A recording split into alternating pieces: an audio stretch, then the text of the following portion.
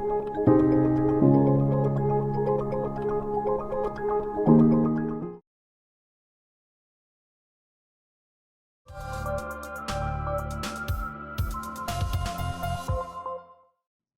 मैं हूँ राशि सहाय और आप देख रहे हैं Medicircle. Today on our children's health awareness series, we have Dr. Zeeshan Ahmed with us.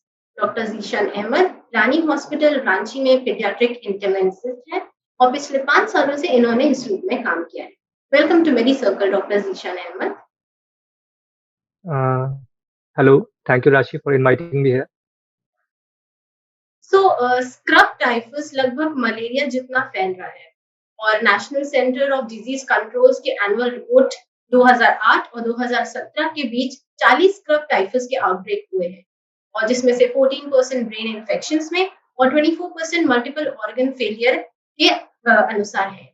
और कहा जाता है कि प्रेगनेंसी में भी काफी ज्यादा कॉम्प्लिकेशंस आते हैं, यहाँ तक कि मिसकैरेजेस भी हो सकते हैं। तो डॉक्टर, क्या आप हमें ये बता सकते हैं कि स्क्रब टाइफस एग्जैक्टली क्या है?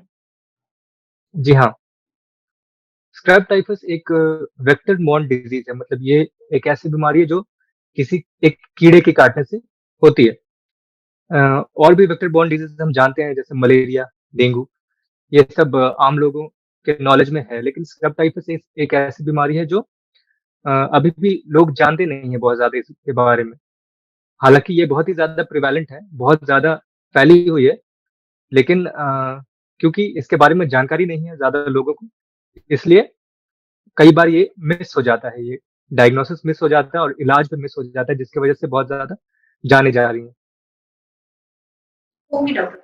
सो बच्चों में स्क्रब टाइफस के किस तरह के सिम्टम्स देखे जाते हैं और इनका सीवियरिटी लेवल कितना होता तो शुरुआत में स्क्रब टाइफस का थोड़ा सा एक समरी संक्षेप में आपको बता दूं ये होता क्या है। ये स्क्रब टाइफस एक ऐसी बीमारी है जो माइट्स के काटने से होती है, जिसको हम हिंदी में घुन कहते हैं।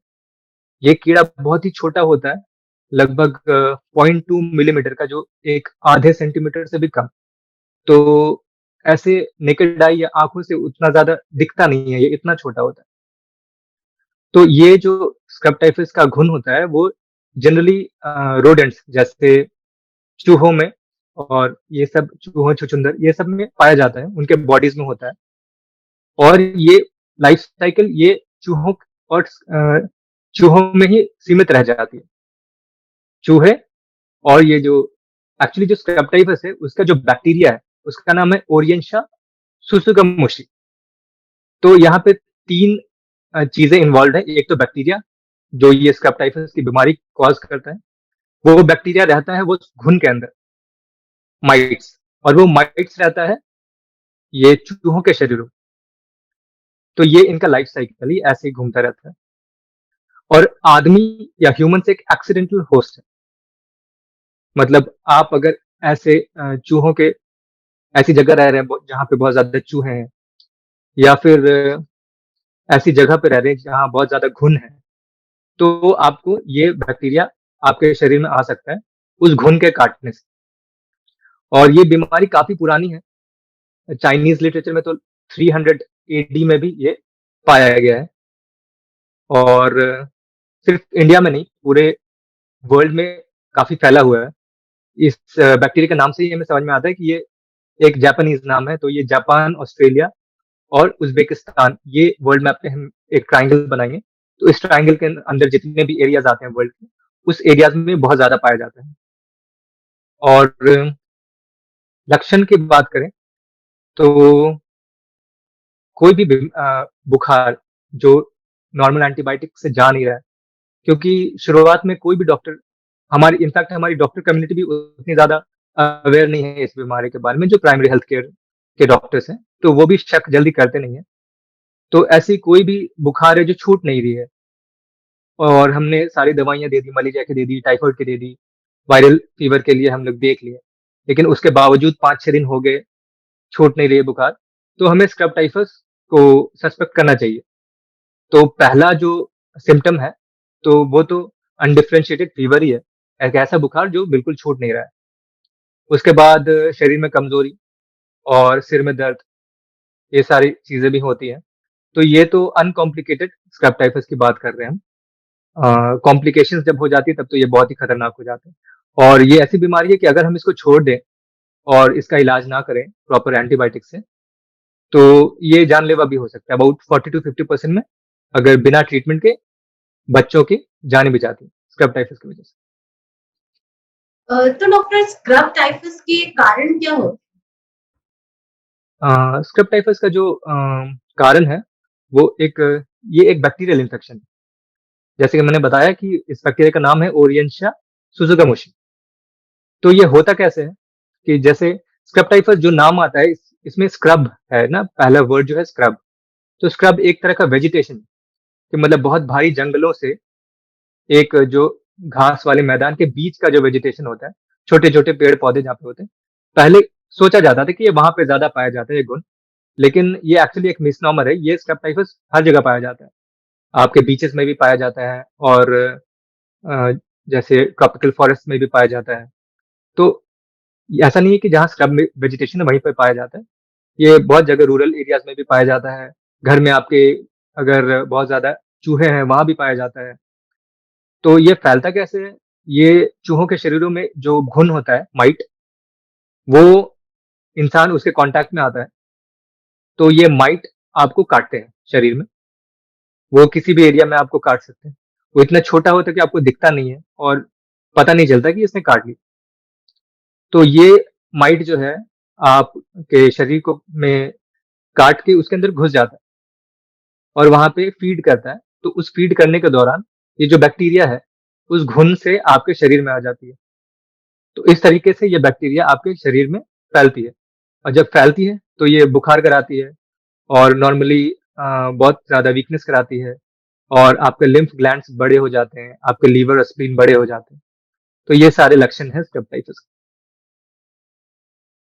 हैं? तो डॉक्टर बच्चों में स्क्रब टाइफस के किस तरह के कॉम्प्लिकेशंस देखने मिलते हाँ, ये बहुत इंपॉर्टेंट है कि हमें कॉम्प्लिकेशंस के बारे में पता होनी चाहिए, क्योंकि स्क्रब टाइफस अगर अनकॉम्प्लिकेटेड, इसमें कॉम्प्लिकेशंस नहीं है, तो इसमें दवाइयाँ बहुत जल्दी काम करती हैं और ये बहुत जल्दी रिस्पॉन्ड करता है।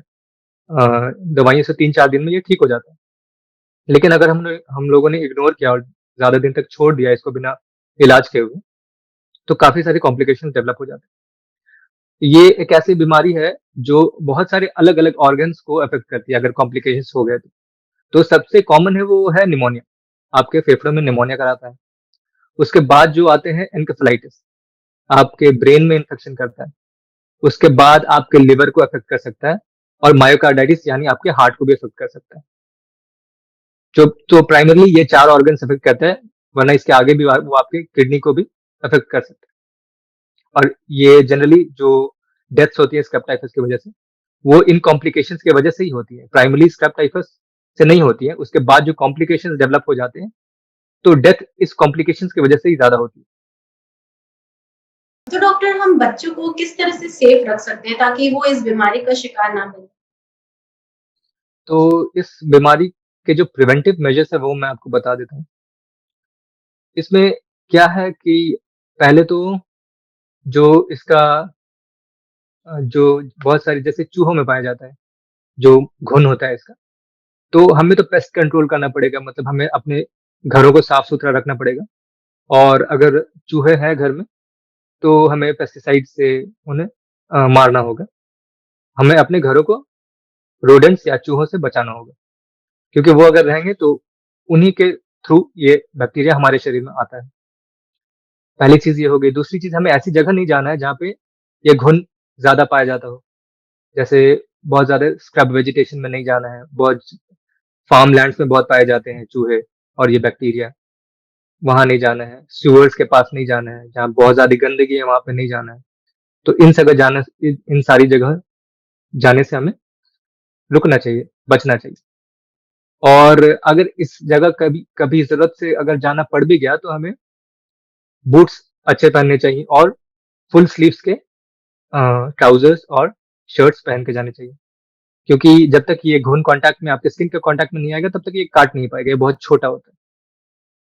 तो ये सारे प्रिवेंशन हम ले सकते हैं स्क्रब टाइफस से बचने के लिए। Okay doctor. सो मेरी सर्कल में हमेशा हमारी यही कोशिश रही है कि हम हमारे ऑडियंस तक ज़्यादा से ज़्यादा इन्फॉर्मेशन पहुँचा सकें और वो भी कम से कम टाइम। तो इसके लिए आज हम जी। एक छोटा-सा क्वेश्चन आंसर सेशन कंडक्ट करेंगे, जिसमें से कि आप येस और नो या तो फिर 1 और 2 लाइन्स के आंसर भी कर सकते ओके। तो डॉक्टर मेरा पहला सवाल ये है कि क्या स्क्रब टाइफस एक बच्चे से दूसरे बच्चे में स्प्रेड हो सकता है? जी, तो स्क्रब टाइफस का इन्फेक्शन में ह्यूमन या इंसान एक एक्सीडेंटल होस्ट है। ये टाइफस की जो बीमारी है, वो चूहों से इंसान में आ सकती है, घुन के काटने से। लेकिन वो इंसान से ट्रांसमिट नहीं होती। तो अगर किसी और को हो रही है ये बीमारी, तो वो चूहे से ही आ रही है। तो ये ह्यूमन टू ह्यूमन ट्रांसमिट नहीं हो रही है, ये रैट टू ह्यूमन ही हो रही है। Okay doctor. सो क्या स्क्रब टाइफस से डेथ हो सकती है? स्क्रब टाइफस से डेथ्स तो होती हैं, और जैसे एक पीडियाट्रिक आईसीयू में मैं काम करता हूँ, तो इस सीज़न में ये स्क्रब टाइफस का एक सीज़न होता है, जहाँ स्क्रब टाइफस के केसेस बढ़ जाते हैं। जो बारिश के दौरान और बारिश के जस्ट बाद वाला सीज़न, अबाउट जुलाई से लेकर अक्टूबर तक ये सीज़न है स्क्रब टाइफस का। तो आईसीयू में तो हमारे पास बहुत ज़्यादा सिक बच्चे ही आते हैं, जो अनकॉम्प्लिकेटेड केसेस है वो तो ओपीडी में ठीक हो जाते हैं। लेकिन जिन बच्चों को कॉम्प्लिकेशंस डेवलप हो गया, जिनको मायोकार्डिटिस हो गई या जिनका दिल कमज़ोर हो गया इन्फेक्शन की वजह से, जिनको एन्केफेलाइटिस हो गई या दिमाग का इन्फेक्शन, जिनको निमोनिया हो गया स्क्रब का, या जिनका लीवर में इन्फेक्शन हो गया स्क्रब टाइफस की वजह से, तो उन सारे बच्चों की जानें जाती हैं सही वक़्त पे इलाज हो जाने से। कई बार हम लोगों ने कॉम्प्लिकेटेड बच्चों को भी बचाया है, लेकिन जितने भी डेथ्स होते हैं स्क्रब टाइफस के, वो कॉम्प्लिकेशंस की वजह से ही होती हैं। और डेफिनिटली अगर इस डिज़ीज़ को ट्रीट ना किया जाए, तो अबाउट 40 टू 50% मोर्टेलिटी है इस डिज़ीज़। जी डॉक्टर। सो क्या स्क्रब टाइफस एक ही इंसान को 2 बार हो सकता है? स्क्रब टाइफस का जो बैक्टीरिया है, उसके 3 स्ट्रेन्स होते हैं। तो अगर आपको एक स्ट्रेन से इन्फेक्शन हुई है, तो वो आपको दूसरे स्ट्रेन से इन्फेक्शन होने से बचाती नहीं है। तो ये तो पॉसिबिलिटी है कि आपको अगर एक बार स्क्रब टाइफस हुआ है, तो आपको फिर से स्क्रब टाइफस हो सकता है, दूसरे स्ट्रेन से हो सकता है, बिल्कुल। Okay, doctor. Thank you so much for coming to our show and sharing your valuable time and insights with us at Medicircle. It has been a pleasure having you on the show. Thank you so much. Thank you.